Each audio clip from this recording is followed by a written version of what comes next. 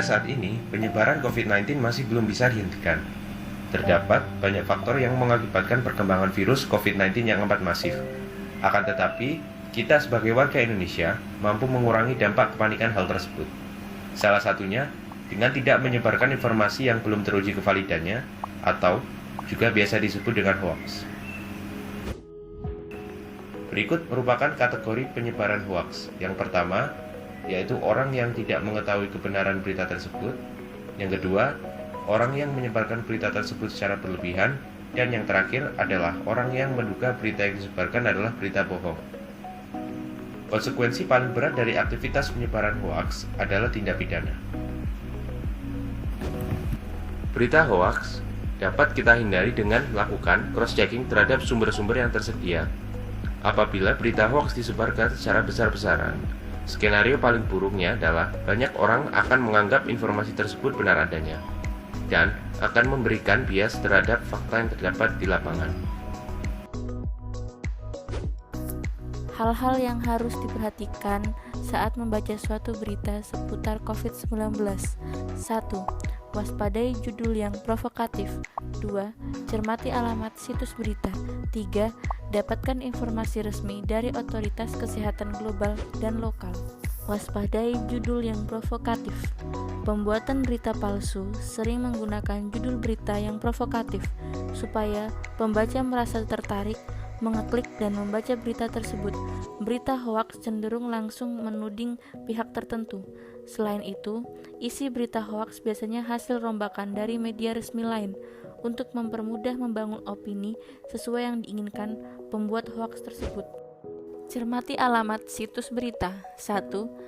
Situs yang belum terverifikasi sebagai media berita resmi biasanya menggunakan domain blog. 2. Indonesia terdapat sekitar 43.000 situs yang mengklaim sebagai portal berita, namun yang sudah terverifikasi sebagai situs berita resmi kurang dari 300. Cermati fakta informasi. Di sini perlu diamati apakah isi dari berita tersebut adalah fakta atau hanya berupa opini atau rumor. Dilansir dari laman resmi Kominfo, suatu hal dapat dikategorikan sebagai fakta apabila peristiwa tersebut terjadi lengkap dengan kesaksian dan bukti yang ada. Sedangkan untuk opini atau rumor biasanya berupa pendapat dari penulis berita yang memiliki sifat subjektif sehingga belum tentu kebenarannya. Dapatkan informasi resmi dari otoritas kesehatan global dan lokal. Dengan langkah ini, maka bisa dipastikan bahwa informasi yang dibaca merupakan berita yang benar dan akurat. Berikut merupakan sumber-sumber informasi resmi kesehatan lokal dan global. Dari Kementerian Indonesia, yang pertama terdapat Satgas COVID-19 atau BNPB. Yang kedua, ada Kantor Staf Presiden atau KSP. Yang ketiga, ada Kementerian Kesehatan Republik Indonesia. Yang keempat, ada Badan Informasi Geospasial atau BIG. Selanjutnya, untuk lembaga internasional, yang pertama ada Johns Hopkins University and Medicine. Yang kedua ada WHO. Yang ketiga ada HealthNet. Yang keempat ada Nexttrain. Melaporkan berita palsu. Dengan melaporkan berita palsu, maka kita bisa mencegah berita tersebut dibaca dan dibagikan oleh pembaca lainnya. Berikut ini cara melaporkan berita palsu atau hoax. 1. Berita dari media sosial. Untuk Facebook, gunakan fitur report, status, dan kategori informasi hoax sebagai hate speech. Untuk Twitter, gunakan fitur report tweet dalam opsi memang belum terdapat pilihan untuk melaporkan berita palsu. Oleh karena itu, sebagai alternatif, bisa pilih spam. Untuk Instagram, gunakan fitur report atau laporkan.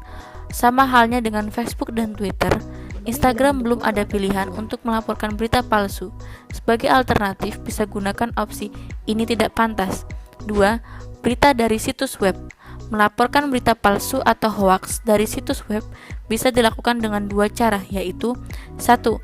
Mengirim email berisikan tangkapan layar atau screenshot dan tautan URL ke aducontent@gmail@kominfo.co.id melalui situs Adu Konten. 1. Mendaftar diri dan membuat akun di web Adu Konten.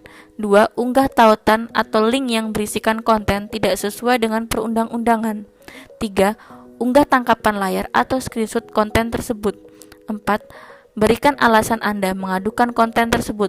5. Aduan permohonan akan diverifikasi oleh tim aduan konten. 6. Pantau terus proses pengaduan.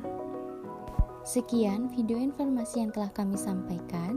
Kami dari kelompok KKN 2 Universitas Brawijaya mengucapkan terima kasih.